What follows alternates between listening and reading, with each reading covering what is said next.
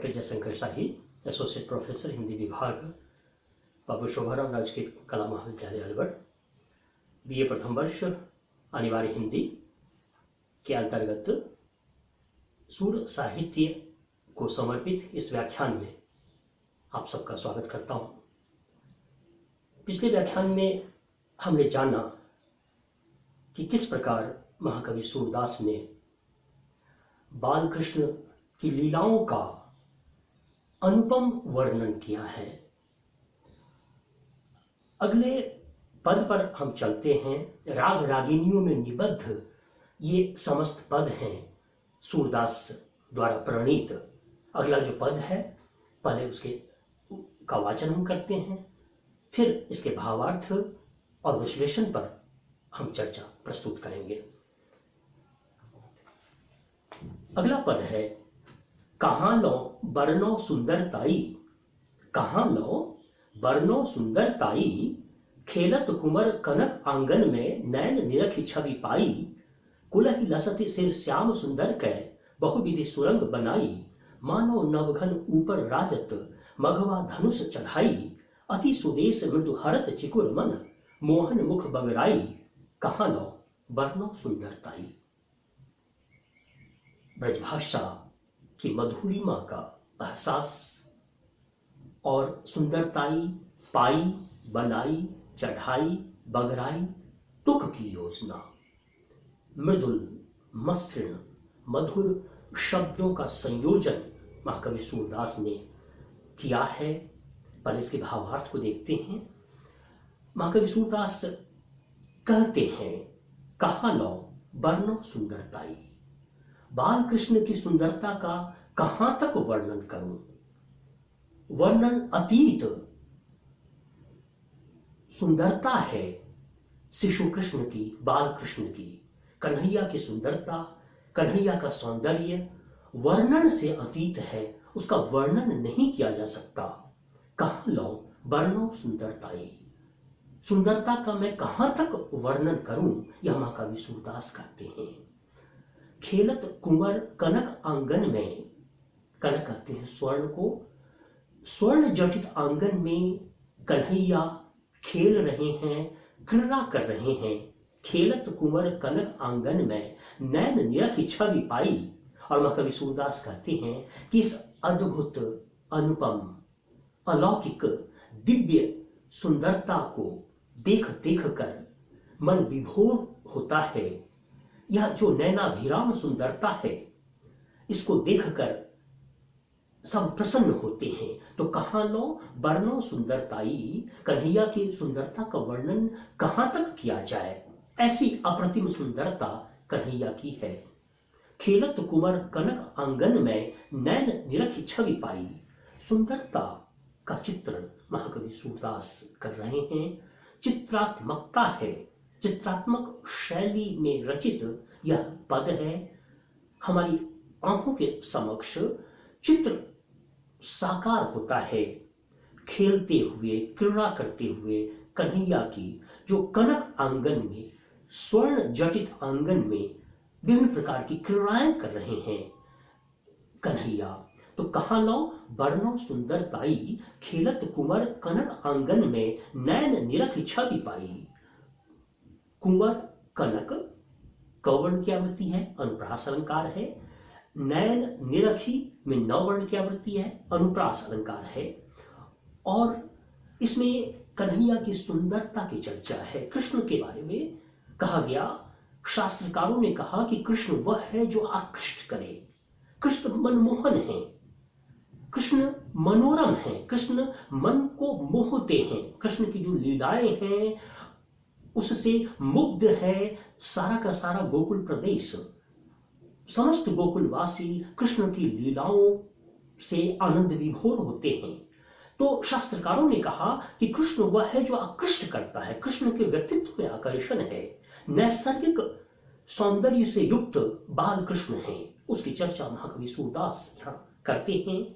अंग्रेजी के महान कवि किट्स हुए और वे लिखते हैं a thing of beauty is Joy for ever, अर्थात सुंदरता की कोई वस्तु हमेशा आनंद प्रदान करती है। यहाँ बाल कृष्ण की जो नैसर्गिक अलौकिक दिव्य सुंदरता है वह सबको आनंद प्रदान करती है। तो महाकवि सूरदास उसी सुंदरता का वर्णन करते हुए इस पद में कहा लो वर्णो सुंदरताई खेलत कुंवर कनक आंगन में नैन निरखी छवि पाई कुलहि लसती सिर श्याम सुंदर कै बहुविधि सुरंग बनाई।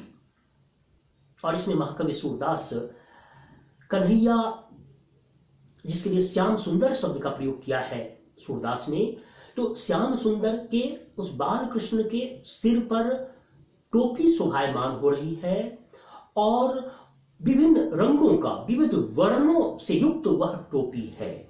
कुलहि लसती, लसती कहते हैं शोभायमान होना, शोभित होना। कुलहि लसती सिर श्याम सुंदर कै, सिर श्याम सुंदर सवर्ण की आवृत्ति है, अनुप्रास अलंकार है। पहले भावार्थ देख लें। कुलहि लसती सिर श्याम सुंदर कै बहुविधि सुरंग बनाई, रंग बिरंगे कई रंगों से युक्त, कई रंगों से पूर्ण वह टोपी है जो श्याम सुंदर के सिर पर शोभायमान हो रही है।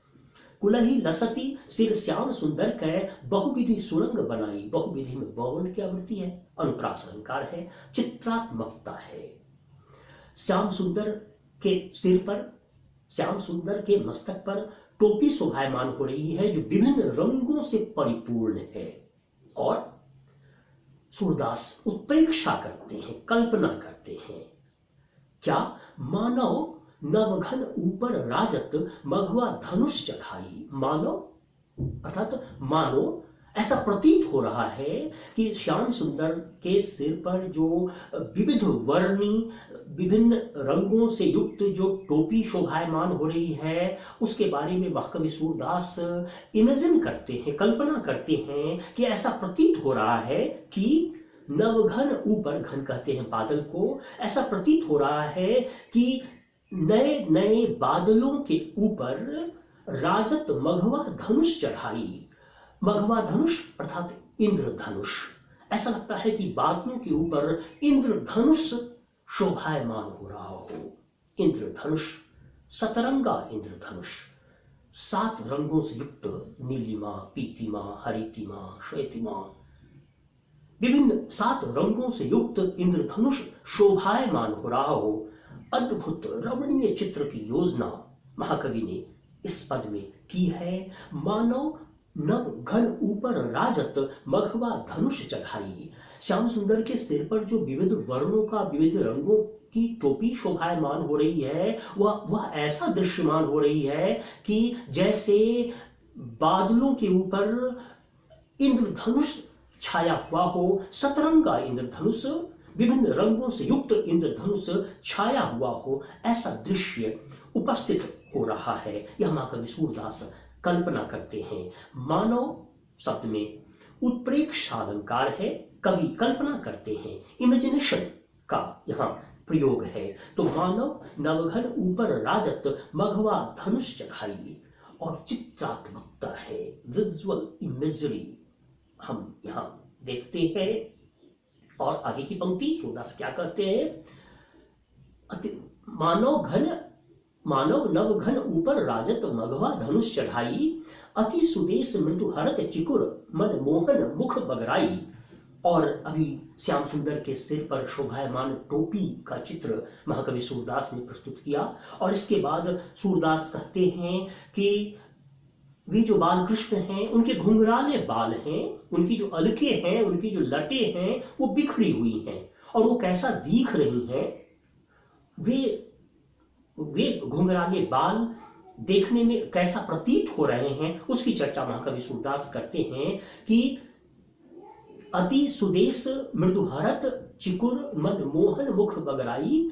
और उनके जो घुंघराले काले बाल हैं जो बिखरे हुए हैं वो कैसा दिखते हैं। सूरदास कहते हैं मानो प्रगट कंच मंजुल अली अबली फिर आई। ऐसा प्रतीत हो रहा है कि कमल के पुष्प हो और कमल के पुष्प के चारों ओर भ्रमरों की अवली, भ्रमरों की पंक्तियां मंडरा रही हो। चित्रात्मकता, विजुअल इमेजरी और मानो शब्द के प्रयोग से उत्प्रेक्षा अलंकार। तो मानो प्रगट कंज मंजुल अली अबली फिरी आई। और आगे की पंक्ति, नील सेत अरुपीत लाल मणि लटकन भाल रुनाई, शनि गुरु असुर देव गुरु मिली मनु भौम सहित समुदायी। श्याम सुंदर के कन्हैया के मस्तक पर विभिन्न प्रकार की लटकन है, नीले वर्ण की, श्वेत रंग की, पीत वर्ण की और लाल रंग की मणियों से युक्त लटकन लटके हुए हैं श्याम सुंदर के माथे पर। सारा का सारा चित्र रमणीय चित्र की योजना, दृश्य बिंब नीले, श्वेत, पीले और लाल रंगों के मणियों से युक्त लटकन लटक रहे हैं श्याम सुंदर के माथे पर।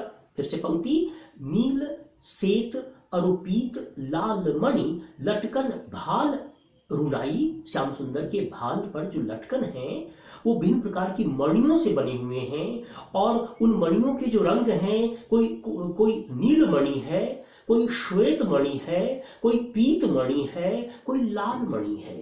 रंगों की योजना, नीलिमा, श्वेतिमा, पीतिमा, लालिमा, इन रंगों की अद्भुत रमणीय योजना महाकवि सूरदास यहां प्रस्तुत कर रहे हैं। तो श्याम सुंदर के भाल पर जो लटकनें लटक रही हैं उनमें विभिन्न रंगों की मणियां शोभायमान हो रही हैं। कोई नील मणि है, कोई श्वेत मणि है, कोई पीत मणि है, कोई लाल मणि है। और महाकवि सूरदास कल्पना करते हैं कि शनि गुरु असुर देव गुरु मिली मनु भौम सहित समुदायी। और ये जो नीले, पीले, श्वेत और लाल जो मणियां हैं उसके बारे में महाकवि सूरदास कल्पना करते हैं कि वे मणियां, वे लटकन ऐसा प्रतीत हो रही हैं कि जैसे शनि, शुक्र, बृहस्पति और मंगल ग्रह का पूरा समूह वहां इकट्ठा हो गया हो।